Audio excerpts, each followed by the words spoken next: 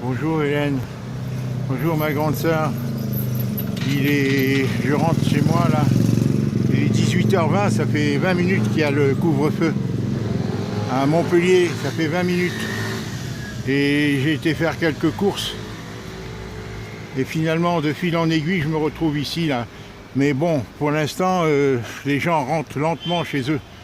Les flics sont pas très stricts comme autant à Paris peut-être ou ailleurs. Voilà, là je suis arrivé à la préfecture, là, tu vois, c'est la préfecture. Je sais pas si tu vois, là c'est la poste, là-bas. Elle est fermée, bien sûr. Et là c'est au niveau de la place de la préfecture de Montpellier. Voilà, et le marché des sacs où André fréquentait souvent ce marché-là. Hein, voilà. Et voilà, ça fait un mois maintenant, un peu plus d'un mois que je suis là. Alors je te fais cette vidéo, j'en ai fait une vers midi, non, vers 2h. J'en ai fait une et comme j'ai pas de carte mémoire, elle n'a pas été enregistrée. Celle-ci, je ne sais pas si elle sera enregistrée. Bizarrement, mon téléphone, il marche pas, tu sais, j'ai un téléphone qui marche pas bien. Il marche quand il a envie. Alors là, je croyais que c'était la carte mémoire. J'essaie de te faire cette vidéo parce que tu entends mieux, comme tu me dis. Voilà, pour te parler succinctement. Voilà. Alors j'ai principalement, Hélène, à propos de Laurent qui a l'intention, qui a envisagé encore de faire une autopsie. Moi je ne suis pas contre actuellement, c'était trop tard. La date de l'inhumation d'André a été fixée d'office par Payon. Dès que j'ai payé, il attendait le message de l'administrateur des cimetières, comme quoi j'avais payé, et aussitôt il m'a téléphoné le lendemain soir ou le soir même, j'en me souviens plus, il y a 3 jours, vers 18h, il m'a téléphoné en me disant que la sépulture aurait lieu, parce qu'il faut aller creuser la tombe, aura lieu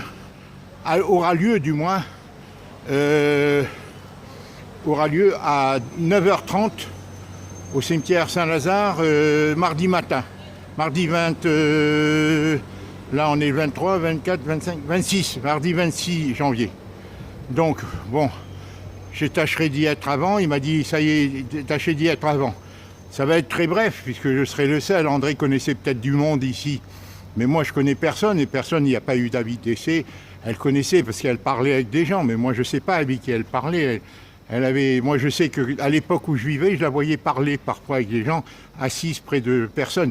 Donc, depuis 40 ans, et même le type des gaz et tout m'a dit, moi j'ignorais même qu'elle était malade. De temps en temps on échangeait des mots. Le facteur m'a dit à peu près la même chose. Il me dit, voilà.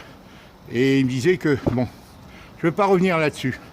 Moi Hélène, dans l'état actuel des choses, maintenant que c'est avancé, je pense pas que ça puisse servir. Je pense pas que ça puisse servir à quelque chose qu'on fasse l'autopsie. Moi je n'ai pas l'énergie déjà. C'est une histoire de moyens et ça serait, si tu veux, c'est une chose il aurait fallu faire au début. Dès le début, dès qu'on a appris la normalité qu'André était restée trouvée morte au bout de plusieurs jours, qu'elle était décédée déjà par le médecin traitant et la brigadière, c'est pas une commissaire de police, c'est une brigadière de légiste. Et donc, il aurait fallu peut-être demander l'autopsie dès le début. Mais maintenant, à quelques jours après qu'on ait lutté pour obtenir la concession, là, c'est chez Charles, là, tu vois. Là, c'est l'immeuble de Charles que tu connais, quoi. Je passe juste devant. Voilà, donc, après qu'on ait obtenu la concession, après 20... Voilà. Moi, je te dis, rien ne dispense par contre, rien ne dispense. Et ça serait mon rôle à mon retour, si je pars, Hélène, de faire une enquête auprès de madame, de son médecin traitant, auprès des assistances sociales, auprès de l'hôpital. Pourquoi ils nous ont dit qu'elle serait suivie, qu'ils l'ont autorisée à sortir en nous disant qu'elle serait suivie médicalement chez elle, que rien ne s'opposait à ce qu'elle sorte, puisqu'André refusait d'être dans une EHPAD. Donc, il faut faire une enquête. Maintenant, moi, j'y crois pas à la justice, Hélène. J'en ai été victime ici, c'est des réseaux, et personne ne désavouera. La preuve, Hélène, je vais te la donner. Dès que j'ai parlé, le premier jour que j'ai été voir les pompes funèbres, le responsable, M. Paillon, dont je lui ai demandé l'acte de décès du médecin établi, l'attestation de décès établie par le médecin. Il me dit, ah, vous voulez l'attestation de décès? Je lui dis oui. Alors je l'ai, c'est mal écrit parce qu'il m'a donné le double, fait avec un papier carbone. Voilà, comme quoi il autorisait la sépulture, que voilà, il a mis en bière, etc. Enfin, tous les trucs, qu'elle s'était pas opposée à ce que la science, en fait, que son corps soit utilisé pour la science et tout, puisqu'il faut le faire de son vivant. Donc voilà.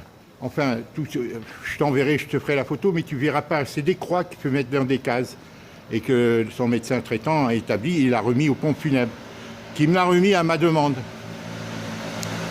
Donc, Hélène, après tout ce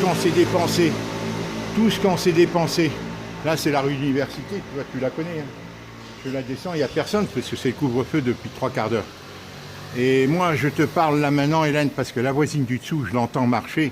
La voisine du dessus, je l'entends marcher, même si elle parle, elle marche à peau de velours, il doit y avoir de la moquette, je l'entends marcher. Et moi, quand je parle, elle entend tout ce que je dis. Donc, je préfère faire la vidéo avant d'atteindre l'appartement. Voilà, Hélène, je suis un peu fatigué. Moi, j'ai eu des problèmes.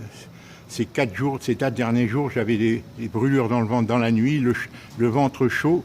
Et j'ai eu donc des problèmes dans la nuit, ballotté, un ventre ballonné du moins, tu vois.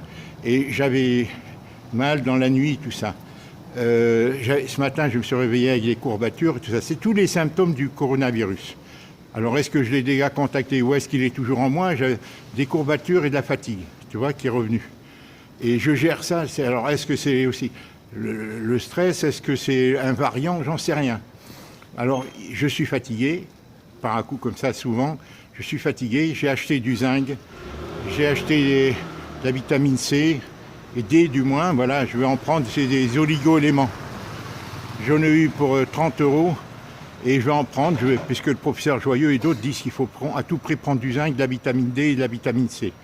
Voilà, c'est pour renforcer son système immunitaire. Voilà, j'arrive chez André, là. Là, tu vois l'appartement, là, j'arrive chez André. Non, mais je vais continuer à marcher, je vais aller vers la cathédrale, tu vois. Je vais aller vers la cathédrale parce que sinon la voisine en dessus, elle est là, tu vois, elle est au 2e étage. Elle est en haut. Même son appartement donne peut-être sur les deux côtés, même côté court.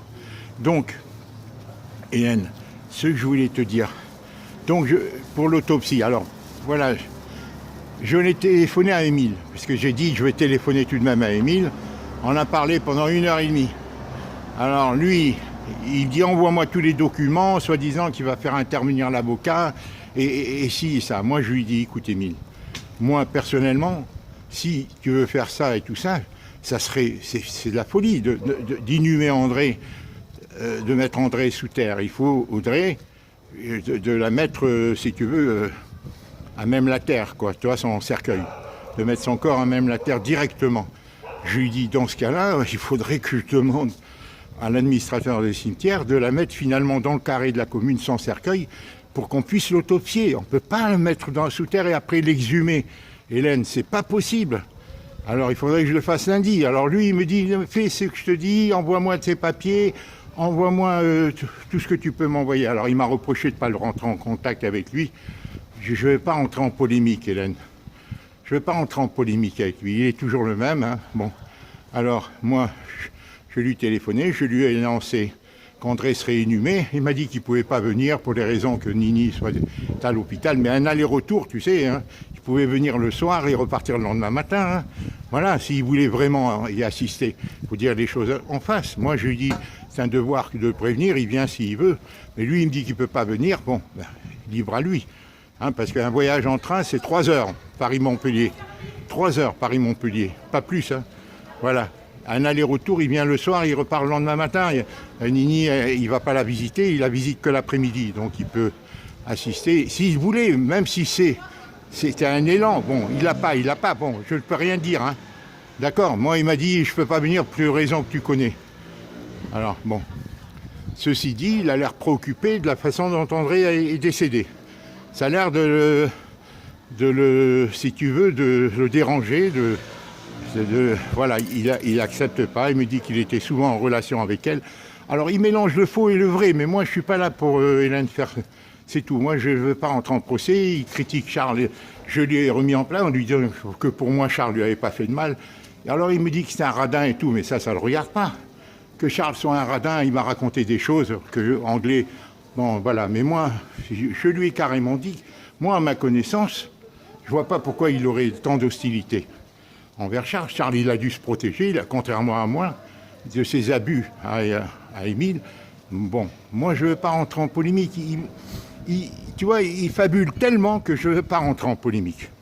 Lui, il connaît que des grands personnages et tout. Alors moi, je ne veux pas rentrer en polémique. Voilà.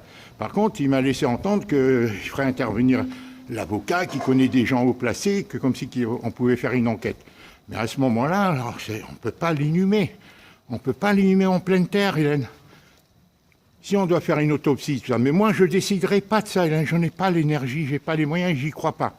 Je ne crois pas à la justice. Pour l'avoir souffert pendant 20 ans, je crois que c'est des réseaux et personne ne désavouera personne. Et dès que tu demandes une autopsie, c'est que tu soupçonnes. Alors, comme je te dis, et André est décédé entre le 12 novembre, où elle n'a plus rien écrit sur l'almanach, et le 27, où on nous a téléphoné. Est-ce qu'ils l'ont laissé tomber? Pourquoi ils ont interrompu les soins? André, même si elle décédait d'un coup, il fallait au plus tard le surlendemain que ces gens-là qui étaient censés s'en occuper, puisqu'André était quasiment impotente, elle ne pouvait plus bouger, elle ne pouvait plus se déplacer.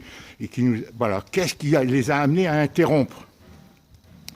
Voilà, au point qu'ils nous ont avisé qu'André serait peut-être resté, d'après propre action, il y avait des mouches qui ont encore été en décomposition. Il me dit, et le médecin traitant lui-même m'a dit 15-20 jours. En réalité, c'est moins de 15 jours, hein, puisque ça s'est passé, son décès, entre le 12 et le 27, quand il nous en a avisé. Alors, moi, si tu veux, je lui ai dit, franchement, moi, Émile, je ne ferai pas cette démarche de l'autopsie. Je ferai une enquête auprès du médecin traitant, j'irai le voir, j'irai voir les assistantes sociales, j'irai voir même à l'hôpital, leur dire pourquoi. Qu'est-ce qui s'est passé pour que notre sœur ait pu décéder sans qu'on s'en aperçoive au bout d'un jour ou deux? Et que, si elle était décédée d'un coup, sinon on l'a sauvée. Si c'était arrivé, lui était arrivé la même chose, Hélène. Tiens, la cathédrale, tu vois. Là, la cathédrale, elle habite juste à côté, hein, à 150 mètres de la cathédrale. Tu l'as vraiment trouvée. Elle avait un quartier super, Hélène, vraiment. Surtout que Montpellier, maintenant, avec les trams, il n'y a plus. Avec les trams, il n'y a plus de voitures quasiment, à part les quelques gens qui habitent, qui ont accès. Mais il n'y a plus de voitures, plus de circulation, et en plus, elle est devenue propre, l'écusson. Et Hélène, il y a le projet Grand Cœur de Montpellier, je vais t'envoyer les photos. Vraiment, c'est terrible. L'écusson va prendre une valeur astronomique d'ici 5 ans. D'ici 5-10 ans. C'est pour ça que tout le monde veut l'acheter, Hélène. C'est un investissement, les gens le savent, qu'ils vont avoir... Tu vois, bon, je te dis les choses honnêtement, Hélène, et ça va prendre une grande valeur. Après, on parlera de la vente de l'appartement. Donc, pour parler d'André, si tu veux, j'en suis à 13 minutes déjà. J'espère que celle-là, elle va s'enregistrer. Hein. J'espère que cette vidéo sera enregistrée, Hélène. Mon téléphone, il ne marche plus, tu sais qu'il est âgé, il est vieux, hein. Donc depuis longtemps que je sais, mais là, apparemment, j'ai voulu acheter une carte mémoire, mais j'ai été pris ailleurs, je n'ai pas pu l'acheter. Donc j'ai toujours avec la même carte mémoire. Donc, Hélène, c'est ça. Avec André, je continue à marcher. Par moment, tu vois pas de lumière. Tu vois, Hélène, voilà. Alors, Émile, encore une fois, il me laisse sous-entendre. Il me dit, envoie-moi tous les papiers que tu as et qu'il va faire intervenir l'avocat. Et toi, moi, je lui dis à Émile, je le rappellerai dimanche ou lundi en lui disant, Émile, moi, je n'imagine pas qu'on puisse inhumer André et après l'exhumer pour faire une autopsie. Autant que je demande à M. Colavisa, en disant que la famille, si c'est légal, alors là, la famille demande une autopsie, et là, on la mettrait d'office dans le carré de la commune. Lui, il me dit, quand je lui dis, quand je lui dis que Laurent avait eu la policière légiste au téléphone, lui, il m'a dit, c'est pas une commissaire, c'est une brigadier. Comme quoi, il s'était renseigné, c'était une brigadier. Lui, il a l'air vraiment, Hélène, touché par la manière dont André est décédé. Il me dit qu'il était souvent en communication avec elle, je veux bien le croire, Hélène.